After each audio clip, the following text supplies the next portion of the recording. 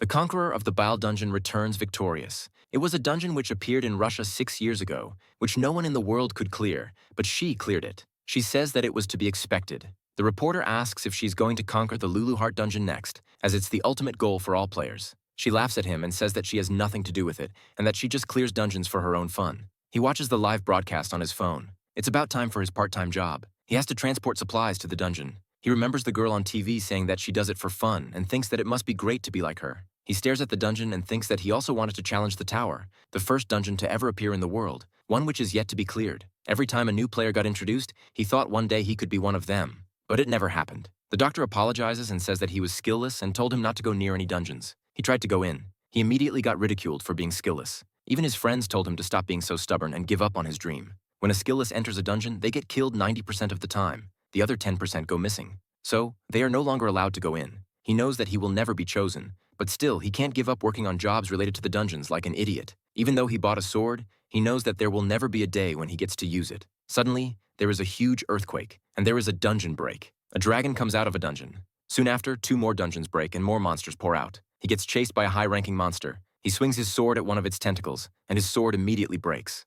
Just before he was eaten alive, he was saved by a hero. She asked if he was all right. He realized that she was the S-rank swordmaster. He thanked her for saving him and asked if he could help her. She told him that the only way he could help her was by not getting in her way, and she told him to run away. He listened to her and left, but he felt useless not being able to help. While avoiding all the monsters, he stumbled upon a woman covered in injuries and blood. She asked if he was human. He quickly tried to help her, but she pushed him away, telling him not to touch her. She said that she hadn't fallen low enough to get help from a lowly human. He ignored her, picked her up, and started running. A dragon, flying above the city, charged an attack that decimated a huge chunk of the city. The explosion was so large they got caught in it and were sent flying. He wondered what had just happened and saw a huge golden eye staring at him. He thought that he was done for, but the dragon looked behind him and left immediately. He didn't have time to think much about it. He ran to the woman again and started running to find a safe place. She asked why he kept resisting his fate so much even though he knew he was about to die. He knew that she was right, but even so, that wasn't a reason to do nothing. He said that he would do the most he could for now. Her eyes glittered, and she asked if he wanted to change the situation they were in. He said that he would have saved the whole world if he could, but he couldn't, so he wanted to at least save her. She found that her interests aligned with his. She pushed him and said that she hated relying on humans, but he was the only vessel she had, and she had no choice. She offered to give him a chance to save the world in return for his soul. He wondered what she meant, and she said that she would send him to the past. She asked for his name, and he said that he was Kanzaki Yukari. Massive amounts of mana poured out of her, and her horns showed up. She said that her name was Lulu Heart, the soul-devouring demon lord. He was barely able to stand under her pressure. She showed him a memory fragment of the dungeon and said that she would entrust its fate to him. He woke up 6 years in the past and was greeted by a smaller version of the demon lord.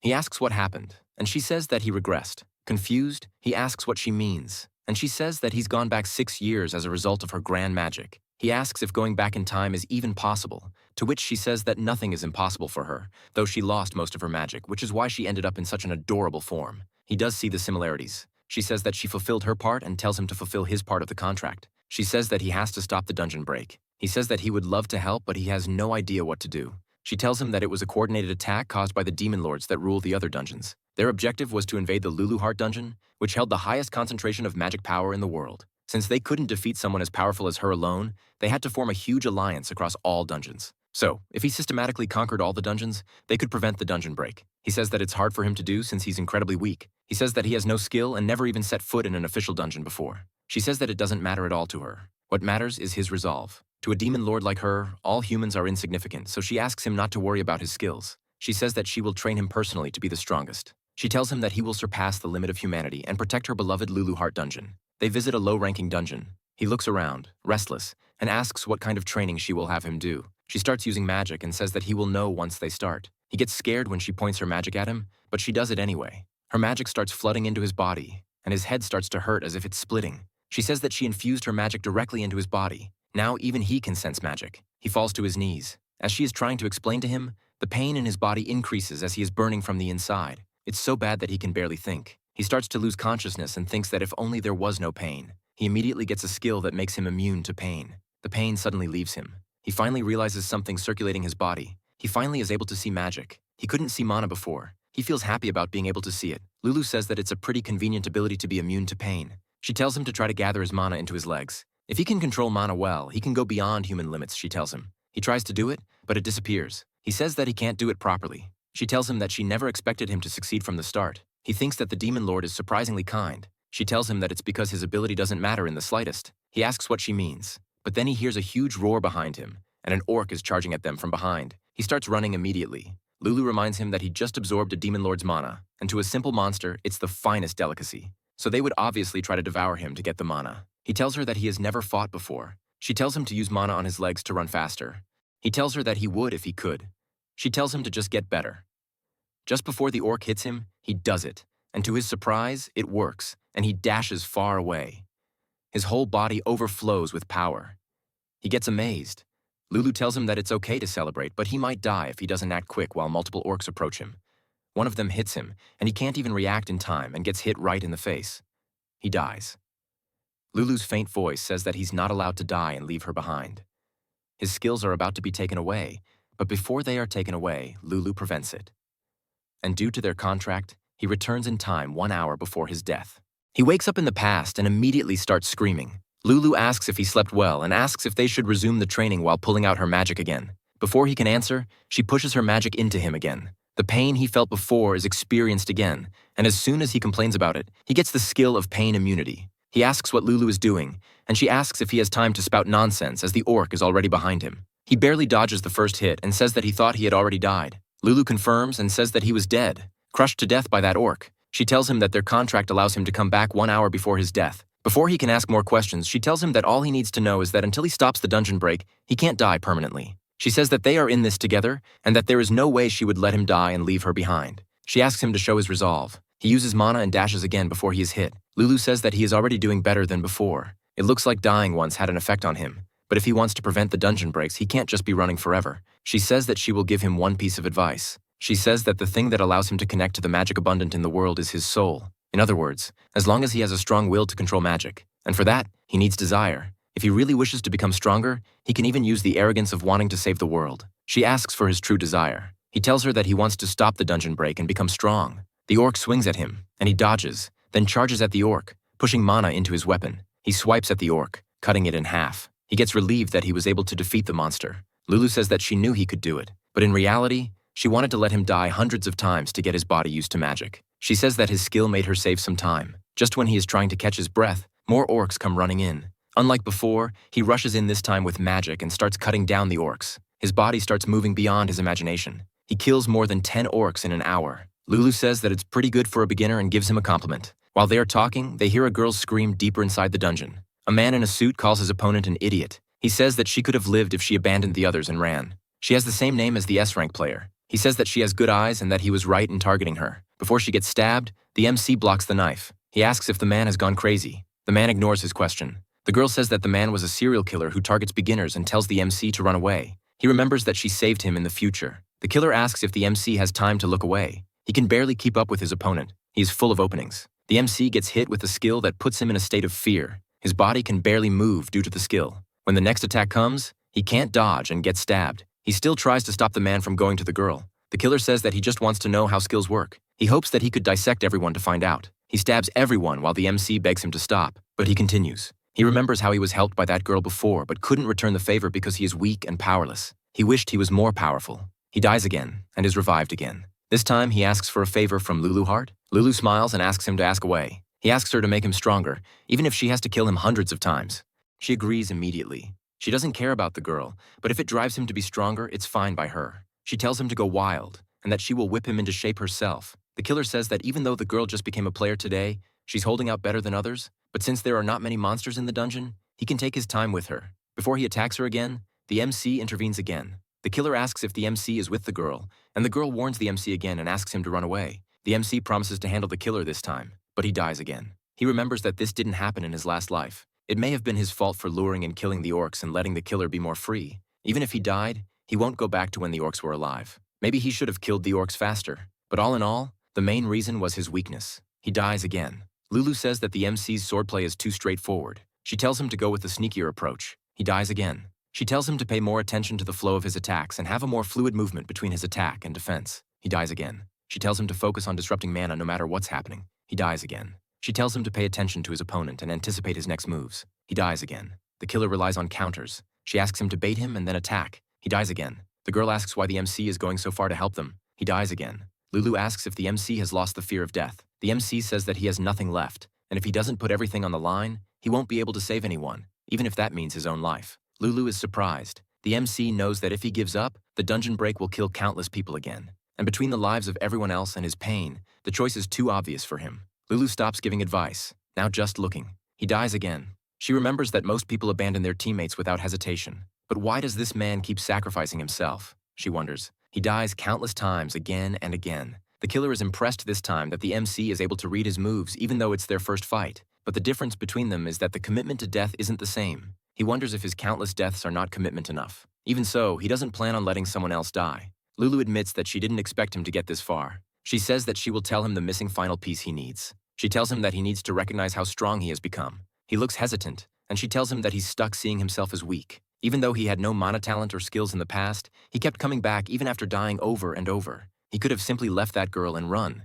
He tries to protest against that idea, but Lulu talks over him and says that he just proved her point. She says that he didn't run no matter how many times he lost his life, and he keeps fighting because he has grown stronger. Even she, the great demon lord, acknowledges his strength and asks why he is still moping. She tells him to lift his head. He can easily read the killer's movements. The killer is surprised at the sudden shift in attitude. Lulu tells him to swing his blade with everything he's got. She guides him during the fight, telling him about the killer's openings, and asks how long the MC wants to pretend to be a weakling. She tells him to accept his strength. As soon as the killer moves his right foot back, he anticipates a thrust, then an overhead slash that is followed by a kick. The killer is confused more now that he is being read like a book. The kid who was clueless just a moment ago is now beating him. He couldn't even swing his sword before against a weakling who was cowering from his attacks. He wonders why he is being pushed back all of a sudden. The MC finds his chance to attack. His lost man skill nullifies his fear. He goes for an overhead swing, and the killer immediately tries to take advantage of it. The killer's skill allows him to amplify fear when he spots his opponent's openings. But since the MC has no fear to begin with, it has no effect on him.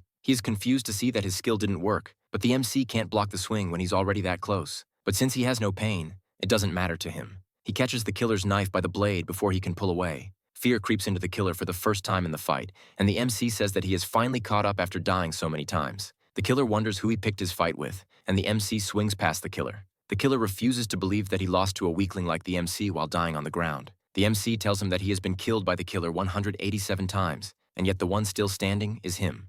After that, the girl's guildmates find them and support them, tending to the injuries. The girl apologizes to him for bringing him into this mess and promises to make amends. He says that it's no problem since no one died. The girl and her guildmates thank him for saving them. Lulu says that he sure took his sweet time, but also says that he did a good job. Tears roll out of his eyes while he thanks her for everything. She asks why he is crying over something so simple. Since their goal is to kill all the other demon lords, he would have to surpass all the S-class players and become one that rivals a demon lord like herself. He chuckles and says that it might not be so bad to be a demon lord class player. He says that he will become as strong as Lulu, and Lulu says that her training will be tough. He promises to do his best and change the future together. Next day at the Japan Player Association, they try to record his stats. The lady wonders if a boy like him truly killed so many orcs and a wandering murderer on his first day. Even though the killer lied about his rank to go into lower-ranking dungeons, he gets his stats and is given an E rank badge. Later that day, the girl thanks him for waiting for her and apologizes for calling him on short notice. She walks up to him like a proper young lady, and he quickly takes a few steps back. She asks if something's wrong, and he says that it's nothing.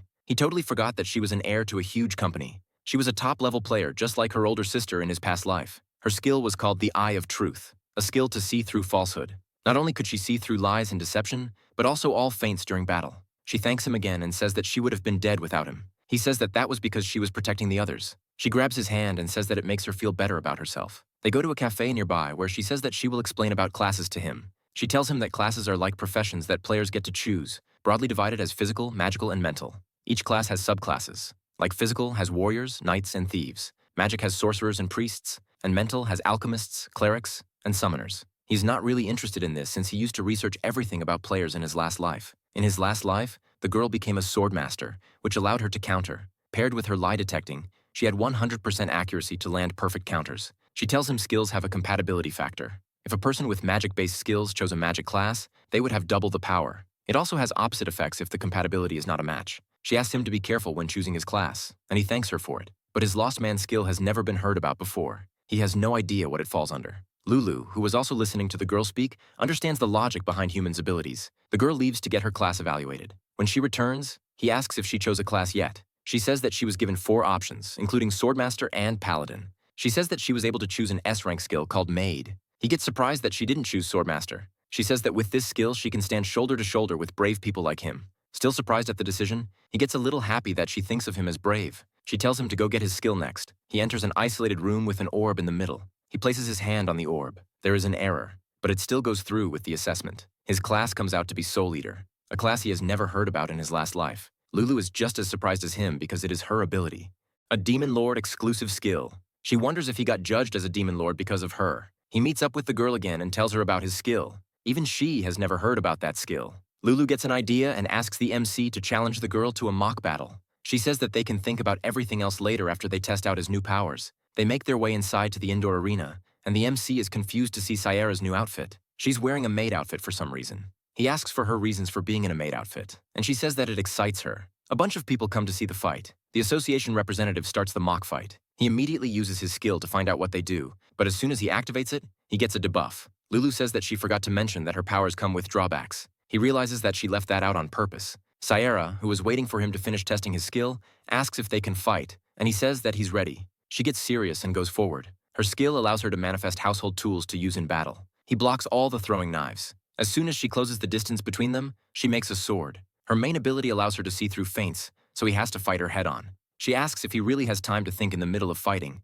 and throws another knife. He barely manages to dodge it, and once he recovers, he sees that she has 4 more. He steels himself for the next attack. She throws all the knives at him all at once. He dodges all of them while closing the distance, which surprises her. But before he hits her, she brings back her sword to block. The hit is so strong she gets thrown back. The crowd goes wild. He wonders if the increase in his attack power is because of the skill. She thinks that she would have had an easier time if he had used feints, but before she can finish that thought, he attacks her relentlessly. She wonders why he is so experienced in combat even though they have the same amount of experience as players. He lunges at her to continue the attack, but she smiles. Fire starts to burn all around her. He jumps back and asks why a maid can use fire magic. She tells him that no one can handle fire better than a maid, while increasing the fire attacks. He says that it makes no sense trying to take cover from the heat. She rushes in with her fire and they stand fighting back and forth. She pulls out more knives and says that she's not done yet. He blocks a bunch of knives, but one of them hits, and she says that it's over for him. He uses his skill to nullify pain and braces to take her kick head-on. The kick lands, and he gives out no reaction. He is surprised that he's not reacting even though she hit him directly. He attacks her while she is still surprised. Since his health dropped by less than 50% in her attack, his magic power increases. She tries to block the relentless attacks with her knives, but it's not possible. He goes for a heavy side swing which sends her flying to the wall. The match concludes, and he is the winner. Thanks for watching. Let me know if you want me to make a part 2 in the comments.